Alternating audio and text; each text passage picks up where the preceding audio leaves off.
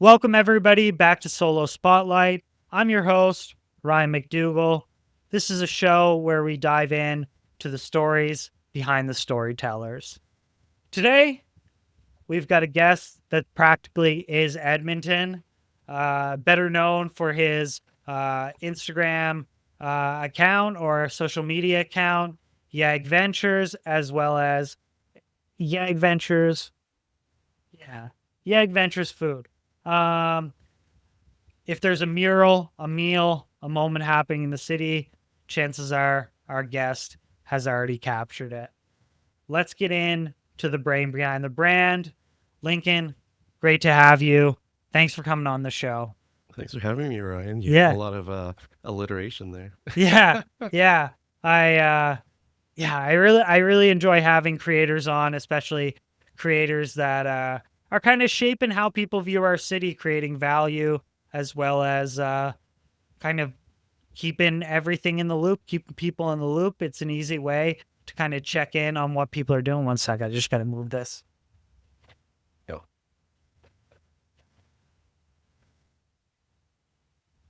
Yeah, no, it's amazing even the way you did with like the remembrance parade and being like, I'm here at the location they told me and it's not here. That was kind of funny. Uh but first off, let's start. If you could describe Edmonton in 3 words, how would you describe it? ooh, 3 words, eh? Uh, Quirky, different, and Canadian. Yeah, absolutely. Um your story kind of goes back a long time. You've been doing this for a hot minute. Talk to me about where this all began. So, born in Hong Kong, moved to Scarborough, Ontario. How long between like Scarborough, Ontario and Edmonton? Like what age did you move to Oh, Edmonton? I was like 6, so 6? I was there for grade 1, Okay. and then moved here. So what did you initially like just setting a timer here. I'm all over the place. What kind of struck you to start making content? At what age did you start making digital content? Digital content. That's a good question there. So I started making digital content probably when I was like grade 5. Okay. I was, this will date me, but I was sitting on my dad's 386 to 486, and I was making a newspaper using this super old word processing program. Like the printer that we had was like a dot matrix printer, Okay. and it could only print a certain way. So, like, if I needed to make a vertical line, I had to use like individual characters one after the other to make a vertical line. And so I had this little newspaper that was printed out. It was just for me. I don't think anybody saw it. And then I joined the newspaper club when I was in grade 6, Mm-hmm. and I didn't like the way that they ran it. So I'm Yeah. like, I'm just going to make my own newspaper. And so I made a fictional newspaper of a fictional city on the moon in the year 3050. And it was called like the Epsilon Times. Oh, It that's was cool. it was really fun. I created the whole city. I created a subway map of it, and envisioned how the city would work. And it wasn't something I could design in SimCity. And SimCity 2000 had just come out around that Yeah. time too. So I was like, oh, I can't design a city like this. But I always named SimCity cities and locations after this imaginary city that I had on the moon. So it was a lot of fun. And then I had my own like universe. What was it? UGM, which was its own version of Starfleet and Okay. stuff like that. So like Yeah. it was a lot of fun. S- So from that newspaper, I kind of wrote fake articles like the banning of laser smoking mhm. and things that were kind of happening at the time, Right. but also in the future. Uh, and once I got into junior high, I kind of took that skill and I made my own school newspaper. There was no school newspaper at the time, so I made my own school newspaper. I actually sold it for like 30 cents each, and I got free photocopying from the library. The librarian was just like, do whatever you want, and it was kind of fun until the paper got banned. Right. because I wrote something on the local events of the time. Okay. And I think at the time the Delwyn Vreen case was happening, Right. and the principal didn't like it because some of the papers got home to with some of the kids, and the parents were like, "Why are you talking about this Yeah. like for junior high students?" And so I was banned. I was suspended for I think a week or something like that. And then after that, instead of distributing the papers in the classroom, by the way, the librarian still let me continue to photocopy this, and it was like a free speech kind of thing, right? Yeah. So I distributed it across the street, and people were still getting the newspaper across the street. So it was That's kind of awesome.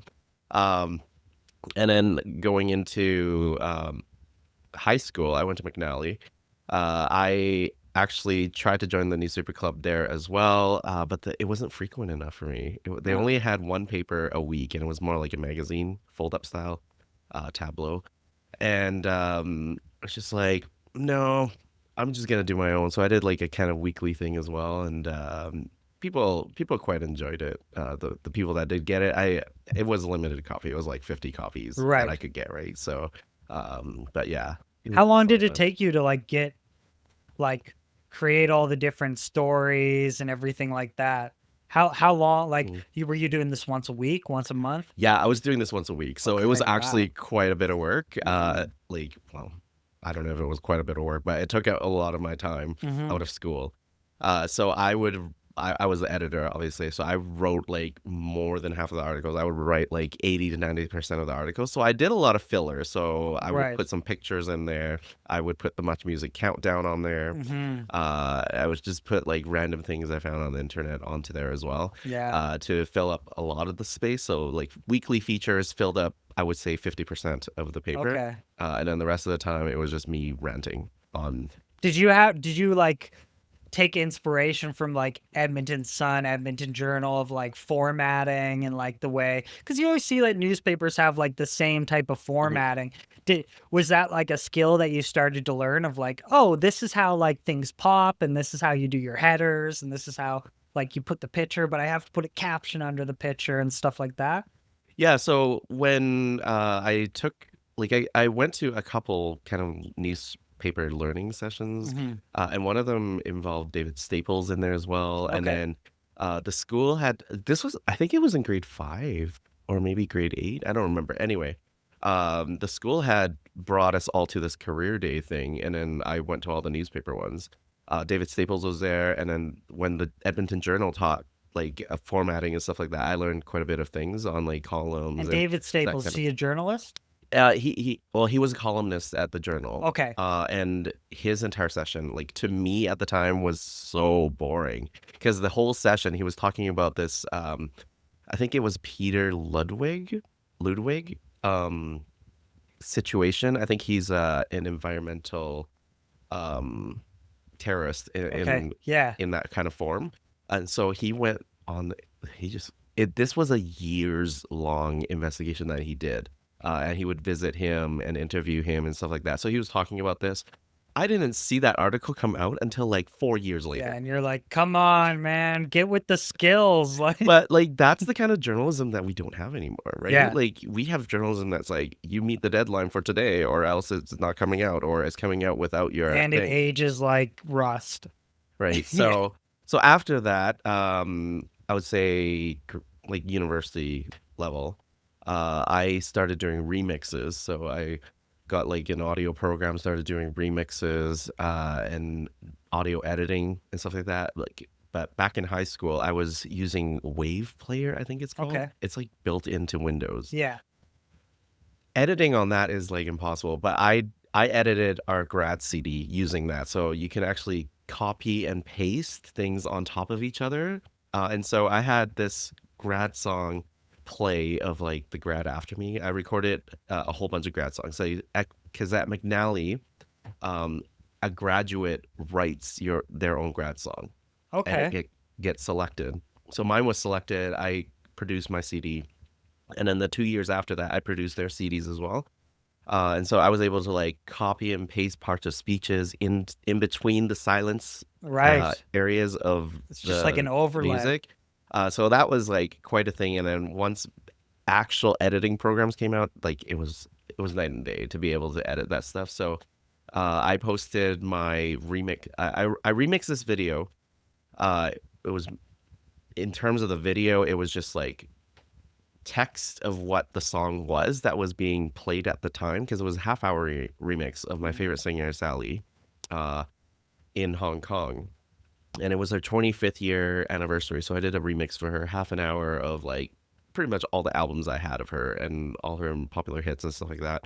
She actually found it Oh years wow. later, and I ended up remixing one of her concerts, or did the preliminary remix, and she flew me there. I went to the concerts. Oh, that's It was a crazy. lot of fun. That's Yeah. crazy.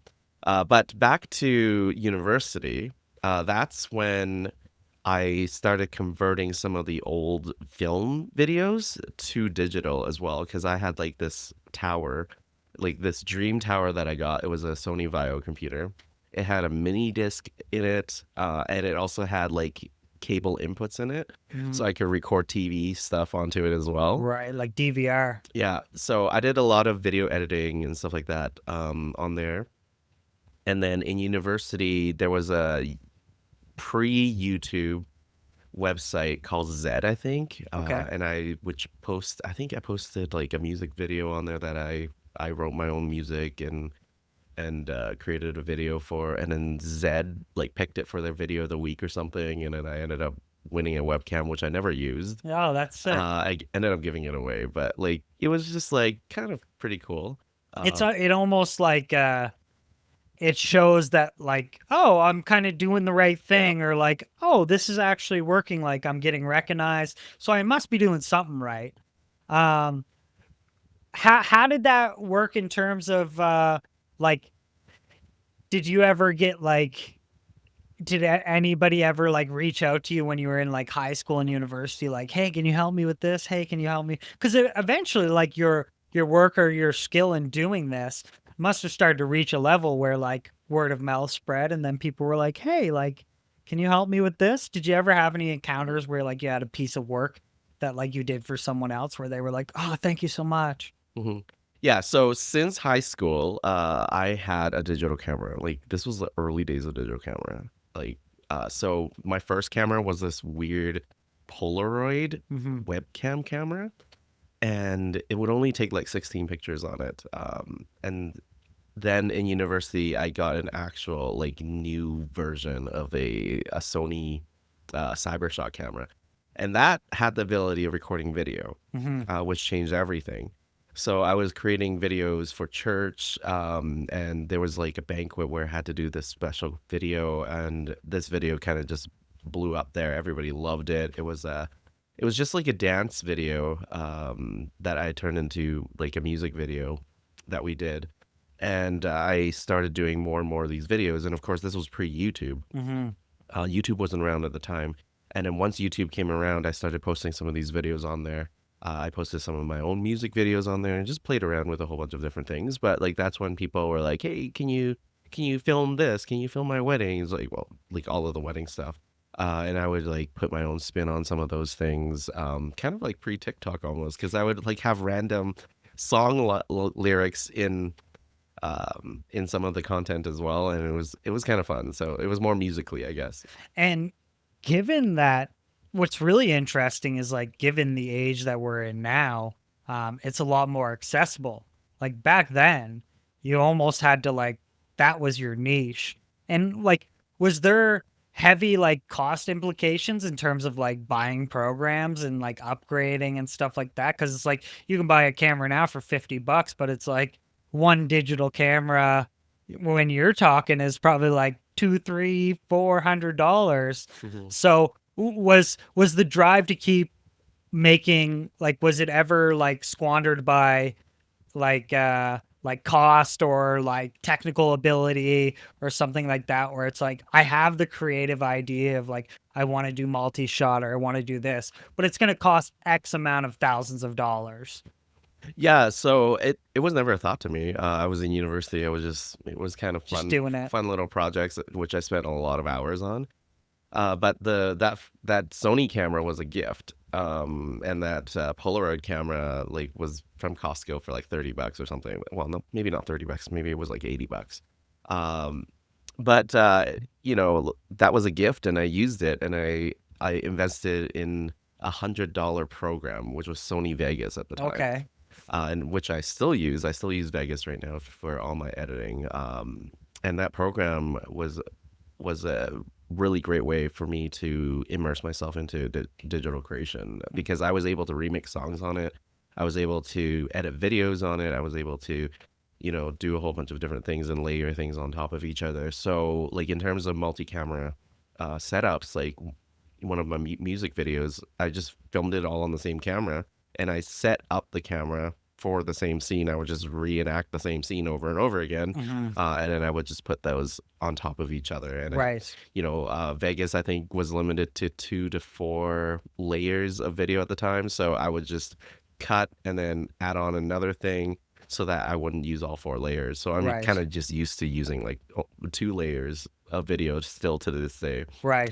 instead of just like loading a whole project with like 30 layers. Yeah. So yeah, it was a, you just ended up doing that. And then I think the first real camera that I bought was like, it was like a digital handy cam and it had like a manual focus and everything on there. That camera I bought from the Sony store. I think it was $1,200. Uh-huh. And even the story of buying that camera was kind of interesting because after I purchased that camera, I received a card in my mail, handwritten, thanking me for purchasing that camera Yeah. from the associate that sold it to me. Right. Right? So like the things that you kind of experience over time is completely different than Yeah. what you have now. Well, and the fact that you see a lot of people doing like pretty well professional videography and photography with like 2 iPhones, Yeah. like 2 iPhone 15s. It's like you can get a lot accomplished. But I think the idea too is what I always kind of tell people is like it's fine and dandy that you might have the money to invest in like a nice camera or like black magic video cameras, but one of the biggest challenges for us was to figure out how to use them, because it Exactly. was like you're basically like open up Pan's Labyrinth of like, oh, now I have contrasts, and is it going to be well, what's the frame rate? How's the audio syncing? Am I gonna and so it's really interesting because you start to level up, but then you almost have to like relearn what you already know, but just in like 7 different skill trees of like, oh, is the color correction or this or that, or how's my audio working? So it's really interesting because you start to see you're like you're building yourself up. You're starting to get like a little bit of like an equipment like vault per se. Um, yeah. So you're in university now. You're studying sociology. What drove you to study sociology? Well, I think going out of high school, like I think everybody just goes into education because it's Yeah. just like that's all they know. Their teachers is all they know. So I think I didn't declare a major.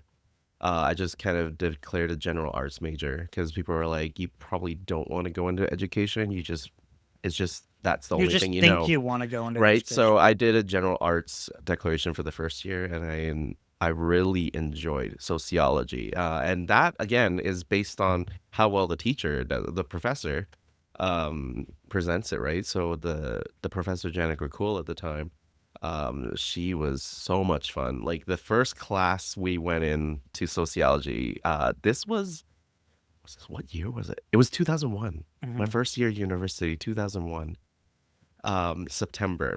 Hmm. And this was a week before 9/11. Okay. Okay. So just painting the picture, right? Walk into the classroom at, where was it? I think the hall doesn't. Oh yeah, it was Torrey Lecture Hall. Go in there. Everybody's sitting there, like, where's the professor? It's like 5 minutes out. Everybody's like, we don't know, like, what's happening. Hmm. And then at the back, she's dressed up as a hooker. And then she gets up and starts wandering to the front. And then she's like, hey, that's me. And then she's like, this is part of sociology, to do these kind of like social experiments. Yeah. And that just got me hooked on. I'm like, Yeah. wow, like what a crazy way of Yeah. starting your term. Almost like on the verge of like Yeah. sociopathic. Yeah, but Yeah, but it's good. having sociology for that term specifically was like amazing, Yeah. because then 9/11 happened and we showed up at class and she's like, we're not going to have class today. We're just going to discuss what's going on. We're just going to discuss how you're feeling. Because at the time, every single TV at Sub used to have TVs as you enter, going in there. There was And a that's big all you're fireplace, seeing. and people were just stunned, standing there watching these reruns on CNN over and over again. We're just like, we don't know what to do. Like, is this World War III? Like, we Yeah. don't know, right? So we were able to talk about like everybody's feelings. We were able to talk about the social impact of things, and it really took the rest of that term to the next level in terms of like how important sociology is and how important groupthink is and all that kind of stuff. And the level of respect that you have to have for the professor to like make room for that, Yeah. and like not be like, all right, let's keep it pushing. Like, all right, we're just gonna, because it's like that's inherently what people want to do. They just want to be like, okay, let's just like pretend this isn't happening and let's move on to the next thing. The fact that you had a professor that was like, that was attuned enough to know that like this can be somewhat therapeutic, or we can use this as a way to like, and as well it earns them a lot of rapport and a lot of like trust by the students, where it's like they can trust that you're teaching them the right Oh, thing. absolutely. Because we were all young adults, right? Like this was an intro to sociology class, so Right. everybody was like 18, 19, right? Yeah, just starting their life.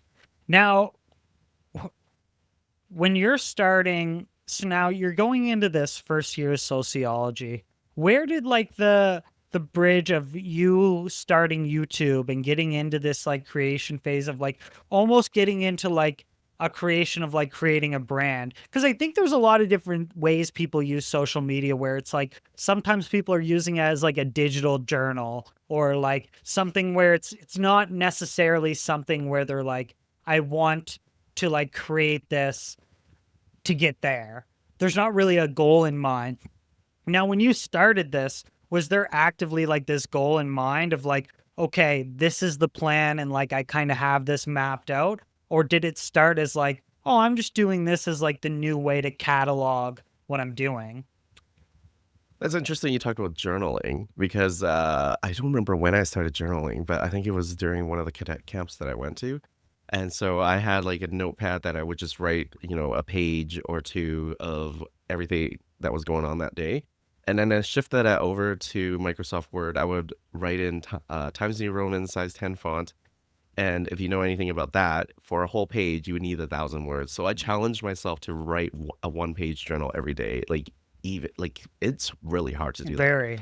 especially single line and everything like that. Yeah. So, but it allowed me to start thinking about things in flowing and order of things that would maybe be more interesting to me, because I can't write about, this is what I did today. I got up and brushed my teeth and made coffee, right? Mhm. It would just get boring. So I had to think about things that was happening throughout the day and things that I found interesting. I would start writing it down. And then that eventually, in university, when I had that camera, I would have a daily video journal, and I would record those. And so I have like hundreds of those where I'm just talking to myself. I would talk to myself in public, Mhm. in quad, and people would be like kind of confused because remember, this was pre-YouTube. So it's Yeah. just like, So why is this people are guy like, recording what? himself, Yeah. right? This guy's out of his mind. Yeah. So it was kind of fun to do that, but Yeah. it got me out of that zone, to be able to, just do creation in public without having to worry about, hey, are these people watching me, or being too self-conscious about things. So with that whole kind of newspaper-ish background, I actually ended up going to the Gateway one. I tried to join the Gateway as well, but again, like it just didn't work out. Like Yeah. I just wanted to do it my way and to tell the stories without having it mass edited, because like I don't know if you've had any experience into this kind of stuff where you're writing for something and then the editor completely changes your article Yeah. up. Like you lose a part of yourself. You're Yeah. heartbroken. And so I didn't want that feeling. I wanted to just tell it as it is, tell it my way. And since I was kind of into this whole kind of background, I guess citizen journalist is probably the best term for it. I wanted to tell the story of Edmonton. I wanted to, tell all these facts that I know about the city that I found interesting, and go to all these places. So I ended up having a camera given to me, another camera given to me around like 2011 or something like that for Christmas. And I used that camera and I brought it to restaurants with me to film my experiences. And then suddenly I was getting free dishes. Right. So it was like interesting. So then I would just start doing more videos. I would post them. And that's when I converted my brand over from just Lincoln Ho to YEG Ventures, Hmm. because I wanted to kind of do more of the featuring and make it a whole brand. And Right. this was before branding was a thing. This was Yeah. before Collaborations, partnerships. influencers wasn't even a Yeah. term. So it was it took me on this whole crazy journey to where I'm today. I want to just quickly bounce back to like you talking about making these like making these videos in the quad and kind of documenting the like your experiences. Was your level of introspectiveness something that you had like inherently, or was this like something you had to build up over time, or like the threshold or like the tolerance of being able to film in public? Like, was it harder for you to do at the start and then it kind of grew on you? How did that experience look like for you in terms of like handling like, self-esteem or self-awareness and like understanding like time and place and knowing like, okay, am I like, because when we get into it, I like asking the question of like, is there ever like a governor, like an internal governor in yourself to be like, all right, I'm pushing it. Or like now I'm starting to interrupt what people are doing around me, or like it's starting to become intrusive rather than like wholesome. So like was that kind of notion of like self-awareness of like knowing your surroundings, was that like an initial thing that you kind of already had like a hook on since you did like the newspaper and everything? And just tell me about your experience with that. I don't think it was ever intrusive in any way.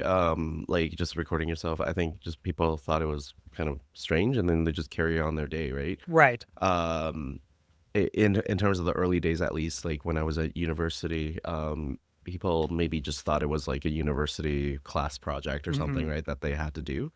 I think more of it came in the form of when I went traveling, or went to, or just more in the non-campus life. Right. So some people would be like, "Okay, why are you recording?" And things like that. So I had to ensure that, especially when I was on like in an LRT station or somewhere with high security. In some of those cases, like people are just freaked out Yeah, as they to just why don't want to you're be recording recording. yourself. But I'm not even recording people. Like No, I'm you're just recording recording myself, you. right? And they could see on the back of the screen because the camera was like that, right? Yeah. So that I was just recording myself. But it was just really strange. And actually, ETS at the time was like no recordings at all, right? Right. And most transportation systems was like that. It was kind of weird. I think people didn't want people to film stunts that were going on, because if Right. you're recording something, you're probably up to no good. Yeah, like Jackass or Yeah. something. But outside of like public transportation, it seemed pretty good. Yeah. And then I guess at yeah. So Yeah. there's no issues Yeah. otherwise. I think a lot of it is like how much self-awareness does someone have that they're okay doing the right thing? And then some people like they get in their own head of like, oh, I think this person's upset with me. But it's usually like an internal dialogue where people like they just need to get out of their own way. Hmm. I think that's like a big stop with a lot of people when we talk about like creating content where they're like, what if this person sees? It's like, well, they probably won't, so it's all right. Like, you're gonna be okay for a good amount of time. Like, it's not gonna come back to like your inner circle unless like you make it a thing, right? And as long as you're doing everything with the right intention, I don't think there's any like wrong content to make as long as it's done with like the right intention, with the right like kind of premise. Like if you're doing something for like people do things for like slanderous reasons and stuff like that, it's like, okay, well, obviously this is going to be taken the wrong way. But if you're documenting something and you have consent from everybody, it's like there's usually no issue. Now, getting into like your branding strategies, I'm interested to know, like, was this where you started to like identify like templates and how you record certain content? Like, how did you keep like consistency in the content? Because this is by the time that you had a YouTube channel and whatnot. So was this the time that you started understanding like, oh, okay, I want to like consistently have like the same type of like mock up of like different features to make sure that like it kind of keeps it like brand stability? Yeah, so yeah, when I first started YEG Ventures, they had an intro clip. So I think it was like a 10-second intro. Mhm. And so it was just different scenes around the city with like this little same like kind of music overlay on top of it. And then it would go on with the YEG Ventures on there with the barcode, Right. city and stuff like that. And then I would just start my video. And then at the end of the video, it'd always be like, you know, two other videos that you could click on, but that feature's not even there anymore on Yeah. YouTube. So it just makes it very awkward. So I kind of just stopped using feature specific things for videos. Then it became just like, I think it was just an overlay of like 2 seconds YEG Ventures, and it was already in the video Right. because I wanted people to see the content right away. And then moving on to like the branding and everything like that, because I wanted people to see the content, I had to move to other platforms. So Facebook, I think came out around 2006, I think. Something like that. 2006 or 2007. So an entire generation has gone on there. Like an entire adults have had their entire lives on Facebook, which is crazy to Yeah. imagine. But at the time, when you posted a YouTube link on there, it would autoplay within Facebook. Same thing with Twitter. It would just autoplay within Twitter until those platforms realize, hey, the views are going to those places and not to Yeah. us. So then they kind of just We're made, leaving money on the table. yeah, so they made like native videos. And then so that's when I kind of made the shift to, okay, I have to have YEG Ventures everywhere, wherever the views are. And then I have to post the videos into those platforms as well. So I kind of abandoned YouTube for a while. Even though I was monetized at the time, like being monetized that early was kind of interesting as well, right? Yeah, But because there was zero like guardrails kind of thing. yeah, Yeah, now like as you see time go on, it's like the more and more creators they're starting to buckle down and be like, you can't talk about this. Okay, well, mhm, this whole niche of like people that review guns. Okay, well, if you review guns, you can't get monetized. And now these dudes that have been doing it for years, it's like shuttered. Um, Continue. yeah. So yeah, so I moved into Facebook, then I moved into Twitter. Twitter was really good for a while because Twitter was good for local content and news and everything like that. And then from Twitter, I believed I moved into Instagram, and from Instagram, I finally added a Facebook page. So Facebook was just my personal profile before that. Right. Then I made a Facebook page that kind of really excelled. And then TikTok came around. I was an early adopter of TikTok as well. Right after they changed from Musically, actually, I adopted TikTok, and I realized like all the views are on TikTok. So for a good 2 to 3 years, I was, or maybe 4 years even, I was TikTok priority. So everything I made was TikTok priority. So I filmed as if I was filming for TikTok, which meant a shift from landscape footage to vertical footage. Um, and so I made everything vertical after And that. that's interesting because in Canada, TikTok can't be monetized. Is that correct? TikTok, I think there's some, like, there is no official TikTok Monetize. monetization program, but You can make for money the in other top ways. for the top creators, TikTok works with them directly, and I'm sure Right. there's some sort of Right. incentive for them. But in terms of local content creation, I don't rely on monetization. Like I Right. haven't been monetized on YouTube for a while since they changed their plans. Right. Because YouTube monetization became less focused on anybody that does local content and more focused on people that just do general content, right? Right. So if you think about it, like like the way that they changed it was from views to view like what is it? View Watch time, time. watch time. Yeah. And so I did 1 minute videos. So I was like king of short form content before that. So I Right. was like doing 1 minute videos, and one 10-minute video that somebody had played would get 10 times the credit that I would get for 10 views of 1 minute. Right. Right. So it made no sense for me to stay on there. And in fact, I didn't like YouTube for a while. Do you Didn't find it post easier there. now that content's short form that it's easier to like kind of get it out there? Yeah, so short, like TikTok changed the game, which are well, Vine did. I had an account on Vine as well, and I think it got like 500,000 views on there too.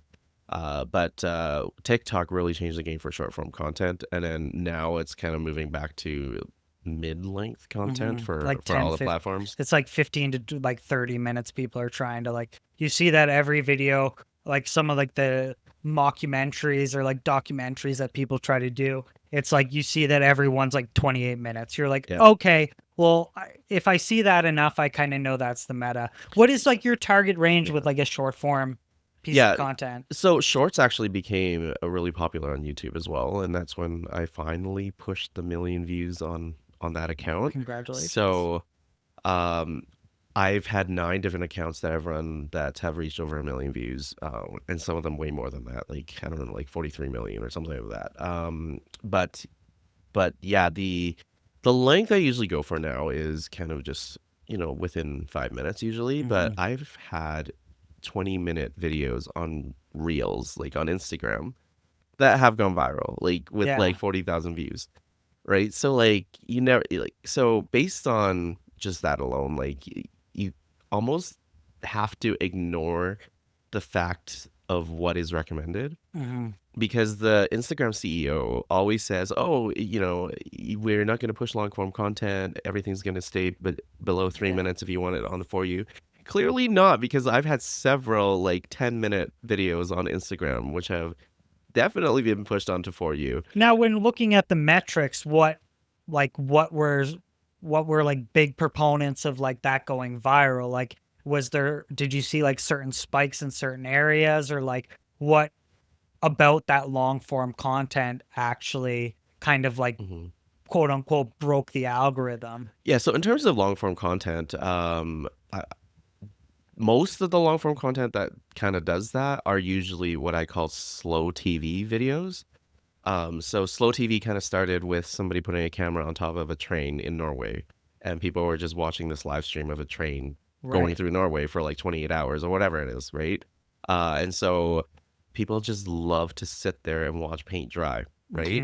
Mhm. So it's a different kind of escape than like this constant doom Scrolling. scrolling and not knowing, I don't like this now. I'm on the next video now. Oh, it's like now it's just like that's the only thing that you're looking at. Almost mesmerizing. Right? So one of the long form pieces of content that I posted was me just riding my bike from the metro line, like the whole length of metro line, Hmm. and just like seeing, as I'm reacting to, this crosswalk doesn't really work here for a bike. I have to like jump onto the curb here, and do that, right? So like people were just kind of commenting, and as they're watching it, they're commenting as well, and entering the discussion. So I think that kind of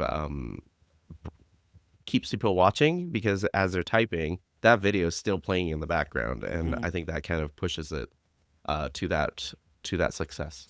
What do you think there was in this like era that you were in there, like that pocket? Do you think there was like a piece of content that you felt like you like flexed your skills, whether it be like on camera skills or editorial skills, where you were like, oh, I hit this one out of the park? I would say one of my most Like memorable proud, for you. yeah, one of my most proud videos that I created was actually not for YEG Ventures. It was for my job, Hmm. which was I worked at the Archdiocese at the time. I did their social media, so I documented me converting from Baptist to Catholic, Okay. and that eventually got me hired to become their social media person. So they wanted somebody to do social media. I ended up being the running their social media for 5 years.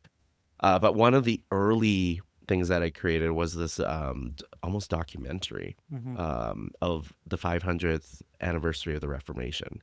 So for the 500th anniversary of the Reformation, three of the major Christian denominations, so the Catholics were there, and then Anglicans were there, and also the I can't remember. Anyway, Methodists, I think. Anyway, they're German. I think they are.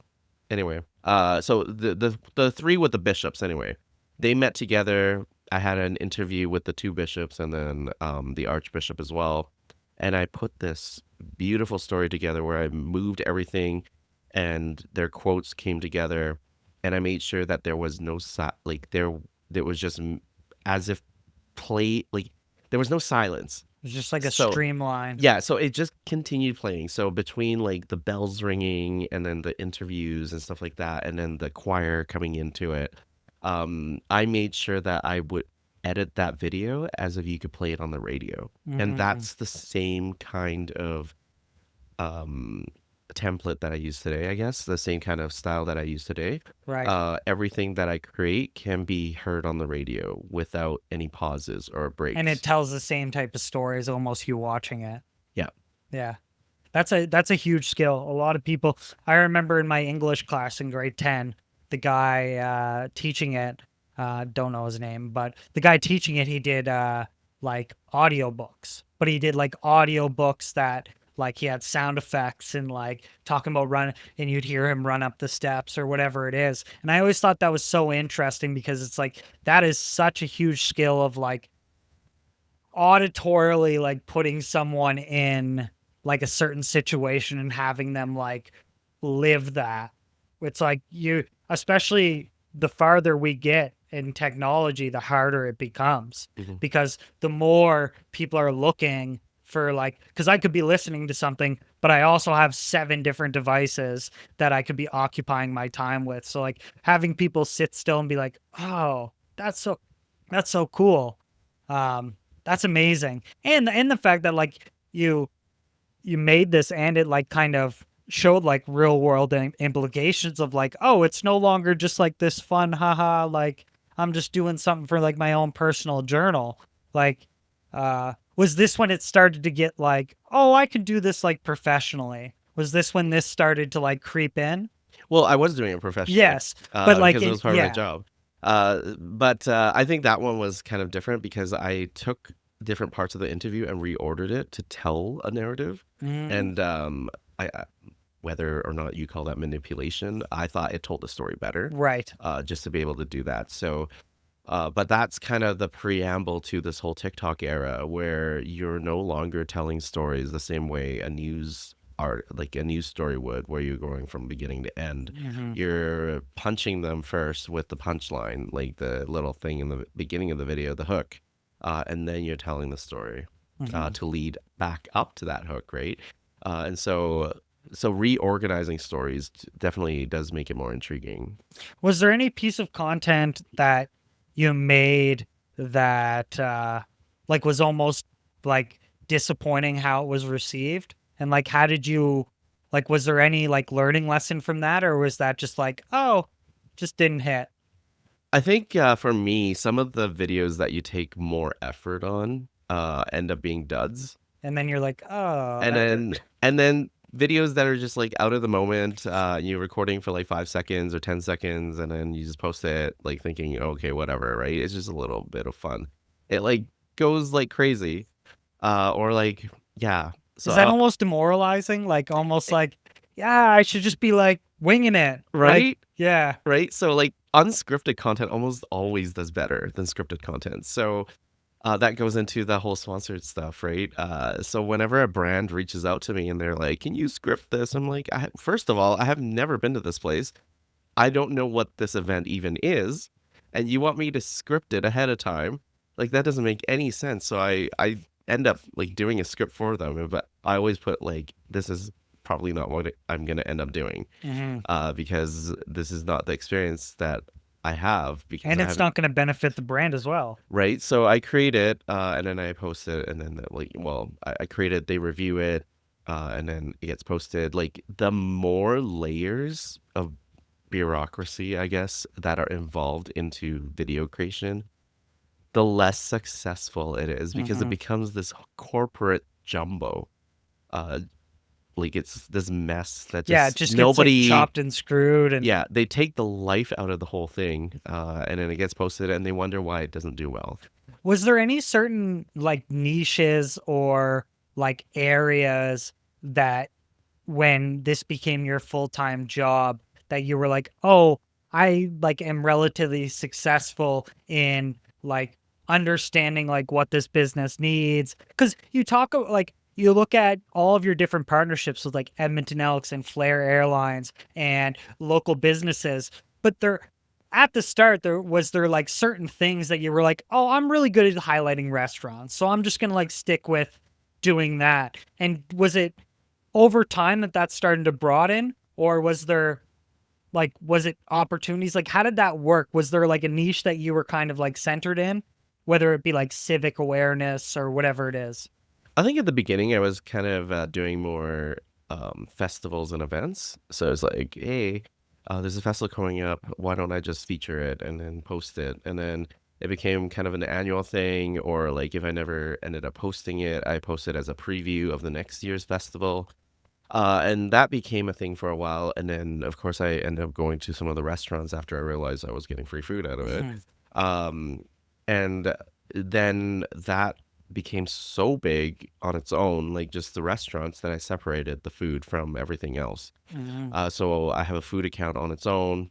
My TikTok account on my food one is bigger than my regular account, and then vice versa, Wow. which is kind of weird, but I ended up doing that. And then one video can like change your life because I posted. I think the reason why that TikTok account is so big is because I posted a video on Chinese food. So I was at Kingsway, just talking about like the Western Chinese food that I had, and I'm like, this is Chinese food. Like you can't like, and the thing is, most of the time, Gen Zs and millennials, will, even yeah, Gen Y is millennial, but like most of the time they'll like, you know, brush it off, and say that's not Chinese food, but it really is because my parents' generation, and earlier, they came to Canada. They came all over the world to settle and open these Chinese restaurants all around the world. And that was in the style of Cantonese cooking. Mhm. Even though they couldn't find this exact same ingredients that it would be back home because that would be just way too costly, they just found the local ingredients, and that's why we have all this diaspora versions of all the Chinese food. But in general, it's the same food. And the food that sells the best ended up being on all of these menus, right? So that ended up being the Western style Chinese food that we know today. So anyway, that video went viral like crazy. And I think it got like 20,000 followers from that video alone. Yeah. That's that's crazy. We had one short that we put up and I think we got like yeah, like one short went crazy and we got like over like 300 followers, like 300 subscribers from one video.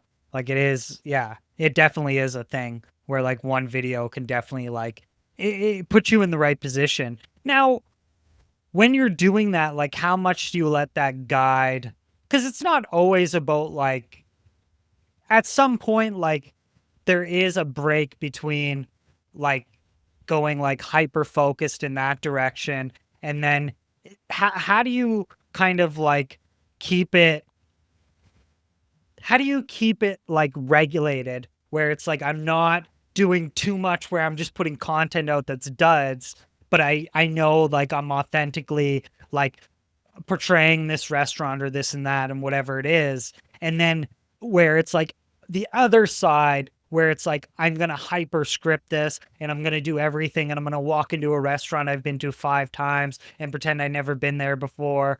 And like how, where's like the line of like how you cuz there's a benefit in this side, like morally on this side there's a benefit, but like virally on this side there's a benefit. And how do you like toe that line? Yeah, so I consider myself an ethical creator. So I would never script something like that. I would never make a skit even, Mhm. where something I would say would not be true. So it would be true to me at the time. Like obviously, some things you embellish, like, "Oh, this is the best burger I've ever had." Like obviously, Yeah. you know, that might not be the best burger you have ever had, but at the moment, in the moment, it's just like, it's so good. I'm That's a so hungry natural right now, right? reaction. Right. So that's different than being like, oh, this is my first time here. I'm gonna like wait, right? So like I would never skit something like that. And I know there are people like that do it and they just do it for the virality. Mhm. I'm not in it for the virality. I'm in it to allow people to experience it the same way that I'm experiencing it. And in terms of sponsored content, I do it the same way. I would like I don't hype it up. I don't or things like that, right? I would just describe the food that I'm eating as I'm eating it. If I like it, I'll say it in the moment. And if I don't like something, I actually don't even put it onto the screen. Mhm. But most of the time, if you're invited to a restaurant, you're getting the best service, you're getting the best food, the best dishes that they offer. You're getting it hot, and you're getting the best ingredients and best quality. So anything that is sponsored for me, I always lead it with ad or sponsored in the text itself, and I mark it as paid partnership. So whether it's paid in cash or whether it's paid in products like food or experiences or Paid is tickets, paid. right? So paid is paid, and that's the way it's seen under the CRA anyway. Mhm. It's also how it's seen under the FTC, which governs all of these American social media platforms. So you Right. have to follow FTC rules as well as FCAC rules, which govern Canadian advertising standards, right? So I make sure that I do that. If I'm hosted at a restaurant, it's always going to be noted that it's an ad. And I use the official ways of disclosure. I don't use the word hosted because hosted is not even in the document Yeah. that ad standard shows. But at this point, I feel like I'm really the only one that even discloses properly. Yeah. So at this point, when I see content of somebody posting that I know is hosted, as long as it's somewhere in their script, then I'm like, okay, whatever. Right. But there are so many creators now that are hosted, that are getting free things, even paid, where they're not disclosing. And there's instances where brands are telling them not to disclose. Yeah, because I would think that would be like, especially if someone understands like that side of it, where they're like, oh, it might actually look better if you pretend.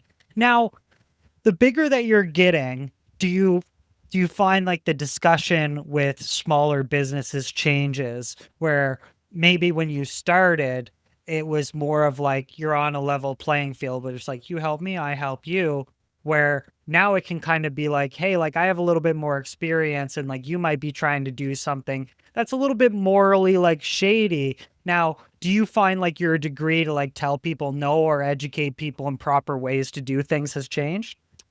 Yeah, so the best way is to not directly tell them what it is. So I always send them an alternative video, either like one of my past videos about disclosure, or a past video of why it's important to pay a creator, or things like that, right? Because like people need to know, and a lot of the times, the businesses don't know anything about advertising. They're just there to open their new business and whatnot, right? And the brands, they have so much turnover within their companies, and to be honest, a lot of social media people that work with these brands, they don't know much about it either. No. And so it is up to everybody to educate where they can, the rules and whatnot. So if I see something that is clearly, hey, you guys probably should be disclosing this, especially when it's like health related. Hmm. Um, like I don't know, like a dental association or something that that business could be reprimanded by the dental association, let alone like if a complaint is made to ad standards, then they'll get reprimanded that way as well or get fined and all that kind of stuff, right? And then if the tax man comes along, it's just like, oh, it's a big mess. So I think brands need to know the rules, and if they don't, they need to research the rules and look it up. It's up to everybody's responsibility to go into that. So creators, also like people doing the contracting in the middle, like the agencies and stuff like that, and also the brands. And when it comes to other content, like there's niche things like alcoholic content, and things like that. There's even more rules to what you can do and what needs to be disclosed and what needs to be marked, right? So like that's why I avoid alcoholic content altogether Mm-hmm. because there's so many different layers. Just red tape. Right? Alcoholic content has to meet AJLC guidelines. Under AJLC guidelines, they have to have certain licenses too to give you free alcohol to begin Mm-hmm. with. So some of the restaurants, when they host, creators and stuff like that at these media events, they're giving away alcohol, which they shouldn't be, Right. right? And the creators should be actually paying for the alcohol products themselves. And Right. then when you're showing alcohol, it can't be like, for example, I did a thing with Coors Light. I couldn't show the drink being half full or consumed because That shows that you've been like drinking and then yeah, creating content. yeah. So it has to show that it's been full or I just opened it. And I think you're allowed to take a sip. But But it's I like have very strict. yeah. So I avoid even drinking. Mm-hmm. If I do an alcoholic piece of content. But then once you post it to Instagram, you have to mark it as 19 plus, So despite the fact that you're in Alberta, because Instagram only marks it as the standard median, for yeah, Canada, which is Ontario, which is 19. which is 19. And if you don't mark it with that, if you have any alcoholic words like wine, or beer, or even cocktail, Instagram will delete that content if it's a sponsored piece of content. Right. So you have to follow all of these guidelines. So it's a big headache for alcohol companies to deal with So influencers. when you look at like working with brands, do you, because now that you've done it for a while, do you kind of have like a criteria or like a rubric that you've set out of like, okay, it has to be like morally okay, it has to be this, it has to be that. Like, are there any considerable like red flags that you have where you're like, yeah, this isn't a good idea? Yeah, for sure. So I do, obviously I avoid the alcoholic content when I can. But sometimes like a pink concert is a pink concert. Yeah. So but like anything like cannabis related, again, like government overlay on top of everything else that's And there. it's not for like, so sorry, I don't want to cut you off, but when you talk about that, is it more of the fact that you think like it like dilutes like your reputation or your branding, or is it more of like the bureaucracy? I think it's more of the bureaucracy, Yeah. but at the same time, it's against my own moral values, right? Right. So like with my faith and everything like that, and I have tried to build up this family friendly brand this whole time. So to put that in there out of all of this, like makes it just really awkward. Hmm. And the moment you mark something as 19, nobody views the content because Right. most of the users on Instagram don't have their ages set. So if their age is not set, they're not going to be able to see the content. So it'll bomb anyway, right? Hmm. So it's also for the views, right? Like Yeah. so, if I do a piece of content that I know that it's not going to do well, like unless they're paying me like substantially, like why am I doing some content that's not going to do well for Doesn't me? make sense. It's not good for my followers, and it doesn't do justice to the brand that I'm working with either, right? Hmm. So like it's a no win for anybody. Right. So yeah, going back to those red flags, you talk about like any kind of like government or like AGLC and cannabis. What are some other like red flags that you would have for even like a small business? Yeah, for small businesses, please take note. Uh, when they contact you, they should be contacting you on their business account. There's so many business owners that'll just like contact you on some account that they just created. And it's so shady. You're like, I don't know who this is. Like, there's no posts on this profile. There's no like even profile picture. They almost don't want to get caught talking to you or Yeah. something So like. it's like, okay, why didn't you contact me on your branding account? Like it just makes no sense, right? But like that's somehow that's what a lot of businesses do, like Hmm. especially the mom and pop shops. But even some chains, right? So like even some chains, their chain doesn't allow them to have a local social media account as well. But they want people to go there. So it's really weird. And so they try to get around the chains kind of set rules for social media as well. So so all of it is kind of shady. So I will kind of judge it based on a case by case basis on Mhm. those. Is that something too where like it could almost get you into like say Windermere Chick-fil-A is like, hey, and then you like tag Chick-fil-A and they're like, yo, what are you doing? Well, Chick-fil-A is different. Yeah. Chick-fil-A is like individually owned, but I know what you mean. Yeah. So in those cases, I think the brands are like, we didn't pay you, so who paid you? Yeah. What's going on here? Right? So in some of those instances, you just kind of have to let them know, hey, it was the business that reached out to me directly. So I will mark that content, right? At the same time, like again, it's education as well. Like gifted content, again, you have to mark as paid partnership, even if you receive like a PR box or something like that. Because so FCAC used to say gifts are just gifts, but increasingly, the brand is not going to send you that gift if they know that you don't have tons of followers, right? Mhm. So FCAC has changed ad standards to say, hey, you have to at least disclose that you got it from the brand and it's clearly a partnership, Mhm. right? And so you have to disclose all that. So like like there was a brand that I worked with, I posted about it and I put paid partnership. They're like, can you remove paid partnership? I'm like, no, I can't. And here's the reasons why. And they're like, oh, okay, thank you for letting us know. So so you can push back on a brand for sure, like especially when it's educational like that. Mhm.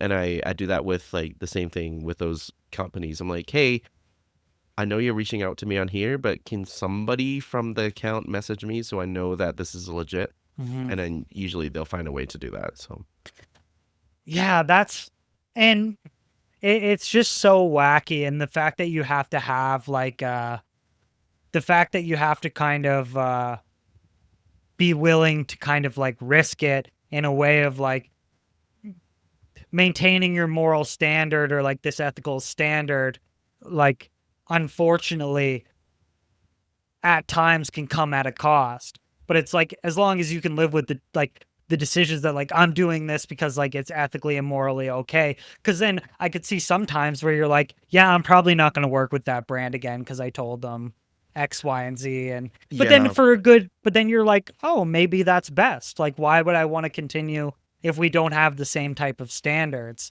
Um, talk about talk about the idea of putting in your bio the no AI, because I find that interesting. I think AI is very taboo.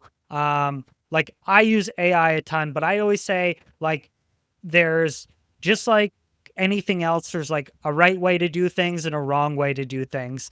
Now, is this like a complete boycott? Have you like not even for like business wise, but just like as like you as a person, like, are you against AI? Like, how do you feel on that on like a personal level? yeah. First of all, I think we need to go back to what the definition of AI is. Yeah. And half of the time, people are mislabeling AI as a Right. term. So if it's text to speech, like that's just programming. Right. Somebody recorded a voice with like every single vowel and sound known to man, and then you can kind of spell that out by putting that together. That's not AI. That's Yeah. just voice to speak. Transcription. Yeah. Same thing with speech to voice. That's just voice recognition. Somebody's programmed that to recognize how to convert voice Hmm. into text. And then same thing with like filters, like a face filter. That's again, that's programming. It's Right. not AI. So Right. it's not an AI filter. But when you look at like generating bios or generating captions or like creating scripts and stuff like that, where's the line? I always find because like sometimes I kind of you can get a mountain of information, then you can kind of choose, okay, I'm gonna go individually fact check this, or I'm gonna go individually, or I'm gonna write something that I like done my research on. I'm gonna write a page of whatever, and then I'm gonna put it into AI and say like, okay, can you grade me on this? Yeah, so I don't use AI too often myself. Right. The only times I use it now is within a Google search because it It kind of pops up and I don't automatically. even know how to turn that off, to be Right. honest. And so I find most of the results on there are incorrect, especially when it comes to local content. Hmm. Um, like it's just wrong most of the time, and even some math questions that I put in there are still wrong. So I definitely can't trust the information that it gives, and even the links that it gives out. They oftentimes it goes to a website that again isn't fact checked either. And with the queries that I put in a lot of the times, it actually goes back to my own content. Hmm. So like AI is grazing off the internet things that I posted on my website. And then like making that fact. Yeah. So it's just like, okay, it kind of feeds itself, right? So again, AI is just program. Like in terms of search AI, that's just programming. It Mhm. all it does is just searches the internet and browses and finds things that would put together into a sentence, right? And that's an algorithm, right? But when it comes to creative generation, that is that is AI, right? Mhm. So that's different. So when it comes to creative generation, brands and my audience have trusted my brand, like trusted YEG Ventures as somebody who creates the content themselves, and then generates the content without the use of AI. And I think they're hiring me for my persona. They're hiring me for my brand that I've created, to be trustworthy and to be something that has as much as the facts as possible, right? Mhm. And so to put AI into it it would just destroy the brand, right? Mhm. So like I again it depends on the definition of AI. So I'm not opposed to uh using what's known as the AI voice, Right. even though it was an actual person's voice that was created, right? Because that originally was never AI to begin with. It was just generated Right. using some programming, right? So when you look down on it and if it's just like programmed to create that, that's not AI. So I'm okay to that. I'm okay to automation. I'm just not okay when somebody's entire script or somebody's entire video is generated using ChatGPT, Right. or Gemini or whatnot, or they create weird pictures of Edmonton that are not Edmonton and they put it Right. in the background of their video, be like, Yeah. hey, look at this, when it's not true, right? Or they'll create scenes of things that never happened. That's one, it's sloppy content creation Mhm. because you just rely on a computer to do the content for you, which means you're not even using your brain to create it. Like Mhm. maybe you're using the prompts for it, um, but there's nothing there for others to value. Mhm. Maybe for comedic reasons, that's about it. Because otherwise, you're just spreading, false information. Mhm.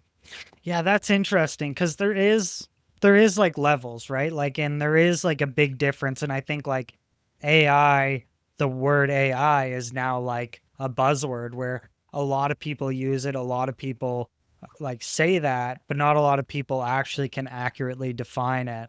Um, so yeah, it is interesting.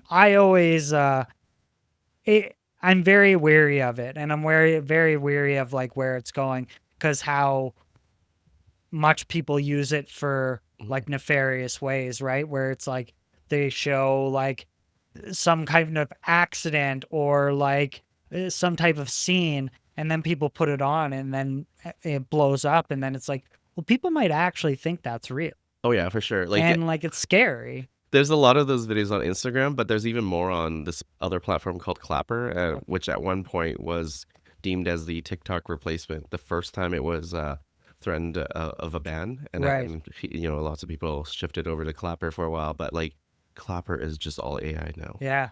It's interesting. And especially people that aren't that tech savvy, Hmm. like you can show them some of this and they're like, that's crazy. And then they're showing other people.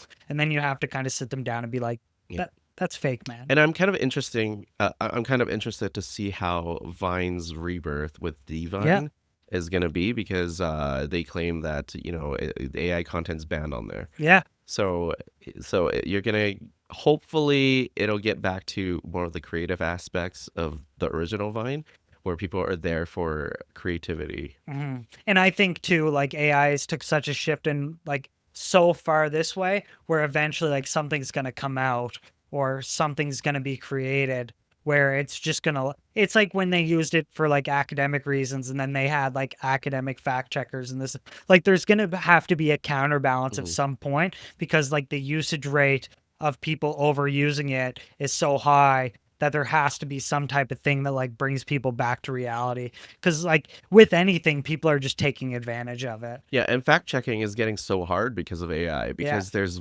entire websites that are generated using AI, Yeah. which it just feeds onto itself. So it's It, like, what facts are real? yeah. It is. And I always tell people like it is generally the person, and it's generally the person using it and like what your intention is, right? Like a lot of times what I'll do is I'll make like full write-ups and I'll be like, how do I ask this in a form of a question? How do I like develop this in a way that makes for a good interview? Or like I'll take my transcripts and I'll put them into AI and I'll be like, how did I do as a host? Did I ask the right questions? And it will like define like, oh, out of 1,000 words, you've used 37 filler words. You could kind of bring that down, or you've asked this many open-ended questions as versus this many close-ended questions. Mhm. But I'm using it for like an analytical standpoint. But there is a lot of points where I'm like, yeah, even that, I go like, ah, I think it's just telling me what I want to like. It's very weird, and you almost have to like see through it in some sense because a lot of times if you just like take it verbatim, it's usually wrong. Like I always say, you got to like knead the dough with it. Of like what you get at the start is like 20 prompts from where you actually need it to be, and even then, it probably still is somewhat like inaccurate. So you really have to like trust what you're doing and trust that like you're doing the right thing. Cause like if you fully rely on it, it just shits out something that's totally unfactual. Yeah, and the entire use of AI as it is currently is so environmentally demanding. Yeah, with the So like power. even like each chat GPT prompt that you put in, it's actually not specifically all AI. What it's doing is it's taking all your previous prompts ever and putting that in every single time.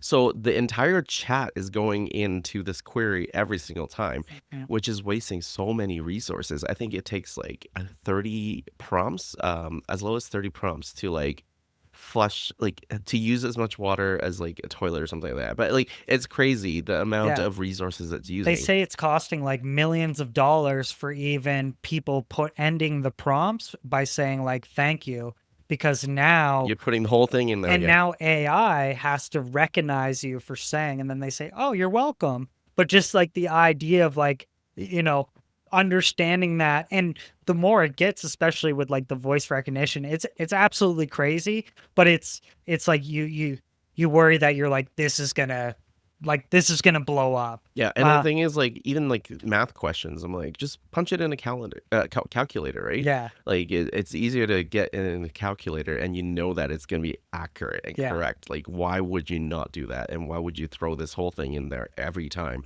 Like AI companies are now building like mini, power plants. yeah, mini power plants, like, but like they're mini nuclear plants, right? Yeah, And the same thing, like the cities that have had these buildings in their cities realize how much energy it's consuming, the fumes it's creating, like these weird like electronic smells that are yeah, coming in, yeah. like it's affecting our health as well. Mhm. So I don't know why cities like I know big cities kind of just want to have it, but then what is it affecting and how is that going to impact the infrastructure that you Mhm. have and what do you need to build to ensure that you can support that, right? So like if that comes into our city, our power is usage is going to go crazy. Our water usage is going to go up as well.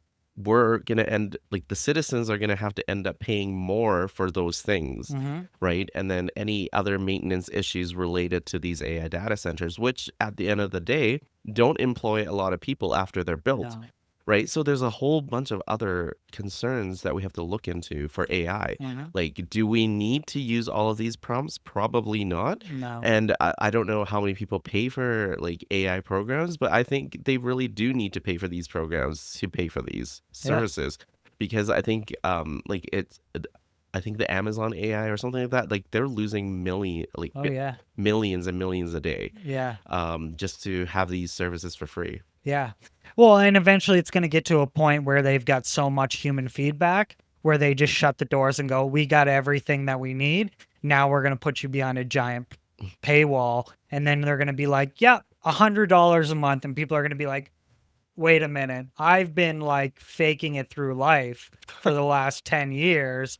And it's, it's like the rising prices of cigarettes. It's like at one point you could buy a pack of cigarettes for $5. Now it's 30. And it's like, well, at some point they gave you like you know, again, that's with economy and stuff. But the idea of like people get addicted to it, right? And then it's like, how am I supposed to do anything if I don't like have AI, right? And I think that's why it's so important to be a creative, to be able to be hands-on with all of these things, to learn all of these things and build this bunch of skill set, because that was what allowed me to step away from my job, because I had all of these skills from starting from grade 5, from those newspapers on the computer, to the audio editing, to the video creation. All of that makes it who I am today, to be able to do all this creative work and to do additional work like live streaming that I do.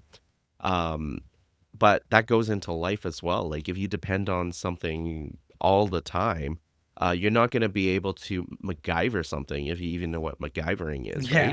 right? So to be able to do all of that stuff requires certain, not skill, but just experience with it. So if suddenly, you're going to have to pay so much money to use something that you can no longer use, has your life changed? Like, are you able to do something without the use of that technology? And if the answer is no, then you probably should figure out how to do it. 100%.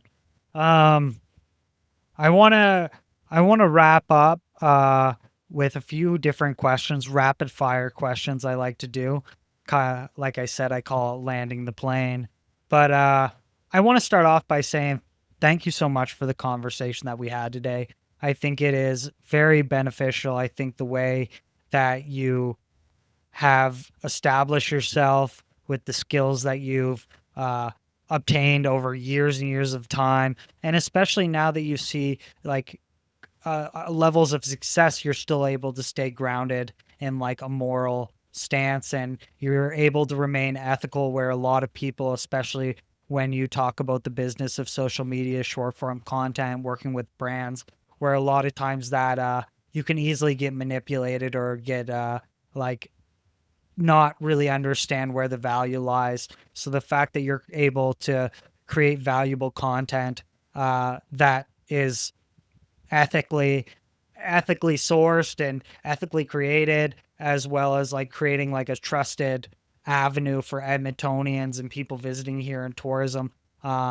I'm very grateful to be able to have the conversation, and I'm really happy that you are making content, because I think you're the type of person that people need to see as like a sign of trust, as well as like it's refreshing, right? It's refreshing to see someone kind of know, okay, this is where I stand, and like I'm gonna be able to, the people that want to engage in this content and the people that want to do business with me, great. And the people that don't, all right, great. It's even a better benefit.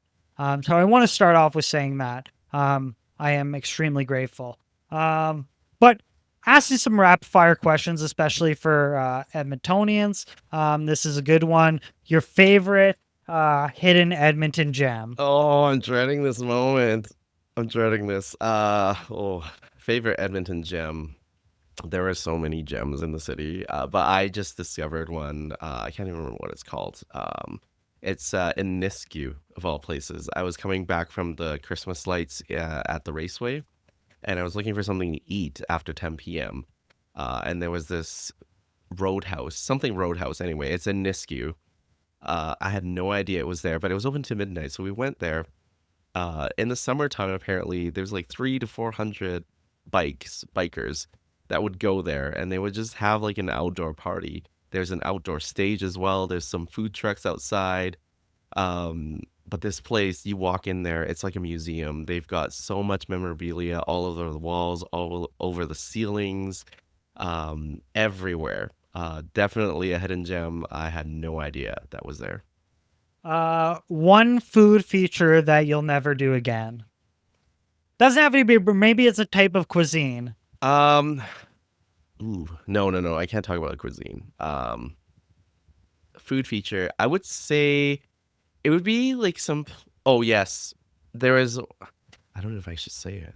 No, I shouldn't say it. No. Okay. There was a place that I went to where I showed up. I invited one of like the biggest creators in the city with me. Hmm. We showed up and they had invited their kids, like school, like high school kid, their kid's friend. So this was a 17-year-old girl. The reason why they invited her was because of her body. Oof. And so I was there with my friend. At this point, I was like, why are they pushing this girl to be on his content? Like, this guy is big enough of a creator as he is. And then the owner was like, oh, we need some tits on there. Oh. And the guy, like, I'm so glad he wasn't like that offended. He was like, I have tits too. And then he's like, no, I want me to be in the content. I don't want some like underage person to be in the content. That's crazy. Right. So from then on, I won't work with that brand again. Rightfully so. And it was like two of the owners were like that, right? There's three owners. Two of them were like that. So I won't do anything with that brand. And then even when I do the separate creator YEGers things, that it's a collab creative community, I guess, if you want to call it that. I won't accept any collabs that are including that brand. Right. What's one thing that you haven't done with YEG Ventures yet that you want to do? Ooh. I think I've done Like a most. food eating competition. Yeah, so again, it comes down to the ethics of it, Yeah. right? So like I won't do anything that would harm somebody's body. So Mhm. like any food eating contests are usually kind of Yeah. dangerous. You could either choke on it or something else could happen, and Yeah. people have been known to get seriously injured or die Right. from just overeating, right? Mhm. So I would be out of um, food competitions would be out for me. But in terms of things, maybe I don't know. I'm doing a scavenger hunt right now, like for the Yes. rest of the year. That's kind of fun. And is that with Um, co-op? yeah, it Yeah, is. Yeah, that's really co-op. fun. Yeah. I would say maybe more travel content. Yeah. I'd like to move into that travel space. Yeah. Just And within Alberta or like? within Alberta, like I did a lot of traveling during the pandemic, but I'd like to revisit a lot of those places that I went to. Mhm. But kind of anywhere within like one flight distance from the city, Yeah. to also boost like our flights as well. Like we have our own airline in the city. Like Flair's based out of Edmonton, right? Yeah. And Edmonton International Airport is a great brand on its own. Like we don't have to drive down to Calgary. We don't have to have a connecting flight to Calgary to get to other places, right? Right. So if we can feature all of these places and boost our local economy with the Edmonton International Airport, we can get more direct flights from here as well. Yeah. 100%. But I always want to say that in terms of tourism, like to attract people to Edmonton, I think we need to look at a broader picture of how to attract tourism here. So, like when you go to Asia or when you go to Europe, like let's say you're going to like Italy, right? You land in Rome, but Rome is not going to be the only city you're going to stop in. Hmm. Right, you're gonna travel to other cities. You're gonna want to see Venice. You're gonna want to see the Tower of Pisa. And if you're in France, you want to take the train. Like you could take a train to Barcelona in 5 hours, right? High speed train. Or I often land like if I want to go to Europe, I often land in London and I take the Eurostar into Europe. Right. And instead of flying, because you're going from city center to city center, you don't have to deal with the transport to the airport and waste half your day on your travel. Right. So we need to work things out the same way as it is in Alberta. When we want to attract people to come to Edmonton, we need to look at the broad tourism.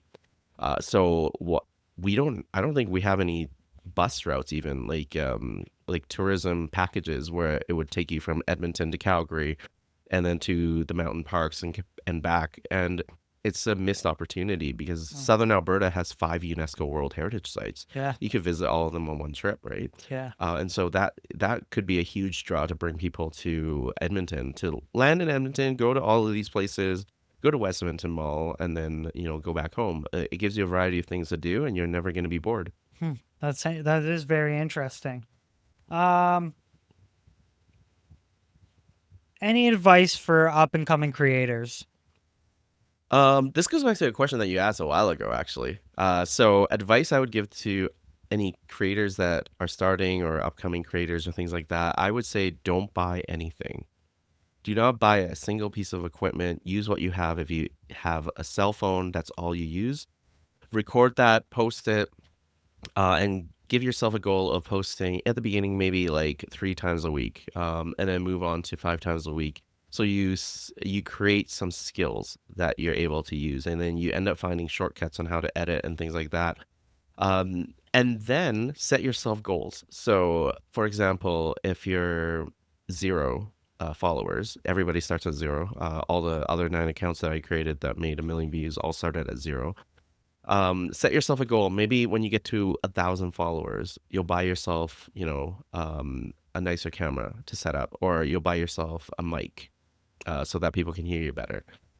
And then when you get your first video with maybe 50,000 views or something like that, then you give yourself another incentive. So use incentives as a way to create better content instead of buying the equipment that you have no idea how to use and then trying to put that together. And I've seen so many creators, like I've been a content creator with YEG Ventures for like 13 years now. I've seen so many creators come and go, and their biggest mistake was to invest in something that they did not how to use, and then suddenly they're like, I have nobody following me, there's no views, they're disappointed, and they quit before they even have a start. Mm. Yeah, that makes total sense. You have to have an understanding of what you're working with, and it takes time. It takes time in the scene and in certain environments to like, even like I even don't like I even don't mind like I watch a lot of podcasts just to look at what they're doing, how they angle in their camera. Is it height level? Is it how they doing things? What are their questions? What are and then you can kind of figure out what works for your brand, what doesn't, what you Mhm. can actively like replicate in a way that's not like cheesy or tacky or like you're full on stealing it, right? But there is ways that you can take a certain thing of like, oh, I like how they whipped the camera. I like how they did certain things. And like, I'm going to test this out, see if it works and works for you. Right. Yeah. I think that's a big thing that they have to like establish where it's like, yeah, everything's fine and great, but like that worked for them. Like, you might have a hard time recreating that, or you might not be comfortable saying that. So like, you have to try and figure out before like you full on just like comp their style. I would say in terms of that point, when you're talking about copyright, there's 4 things you can't copyright. Mhm. So you can't copyright person, place, thing, or idea. Mhm. And most of those things, when you're copying an idea. Mhm. So you're not copying the script. Like copying the entire script is copyright. But if you're Right. copying the idea, the theme, that's what made eras in history. Mhm. So you talk about like the first person that created Baroque music. Mhm. If all of these composers didn't copy the same style, there wouldn't be Baroque music as we know today. There wouldn't be dubstep. There Mhm. wouldn't be, 80s power pop. So it does require some sort of copying and mimicry to be able to create your own style and make it your own. And taking those things as inspiration moves the entire generation forward as a certain style. In a certain style, so there's nothing wrong with copying a trend. It's a trend for a reason. Mhm. But when it comes down to copying every single thing down Yeah. to like a T, that's the big issue, Yeah. right? So copy all you want. And you know, if you're copying from somewhere else, it's a form of flattery, right? Right. Just as long as you add your own little twist to it. 100%. Um, and where can people find you? Where are you mainly active on? These days, I'm mostly active on Instagram, TikTok, Facebook, and YouTube. So you can find me on YEG Ventures, YEG Ventures. It's not YEG Adventures. I get that a lot. The ads are in my content. No, just joking. So YEG Ventures, YEG Ventures Food, and then I'm starting kind of after tourist. So it used to be YEG Ventures Go, because you get only 15 characters as a username on Twitter, I think. But now I've kind of just changed it to After Tourist, so my future travel content will be on there. And then if you're a creator, collab on if you're a creator, collab on Yeggers, and we'll just accept your collab. And Yeggers accepting collabs, whereas content farms have just stolen videos and reposted. You like Yeager's accepting your collab means that you get all the views, you get all of the followers for that, you get your own analytics for it, and you can choose to pull out your content at any point as well. But yeah, like collabing with Yeager's has a benefit that outweighs content farms because it's a local creator community, and if you contribute to it, anytime we get invites, you're going to be on that list. Wow, very amazing. Very amazing for new up and coming creators. You've definitely built a brand that is rooted in Edmonton, rooted in realness. Lincoln Ho, you've shown that being local actually can have a massive impact. Make sure to follow him at YEG Ventures, YEG Ventures Feud. And if you haven't played the monthly scavenger hunt, be sure to play it. Go visit his profile. Check out all the content that he's creating. And yeah, don't forget to subscribe to Spare Bedroom Studios. We put out clips daily on Instagram and YouTube Shorts, as well as 3 different shows once a week. Solo Spotlight here, Prime Joe Time, as well as The Conversationalists once a week. And again, thank you very much to our guest, Lincoln Ho, and we will see you next week. Thank you.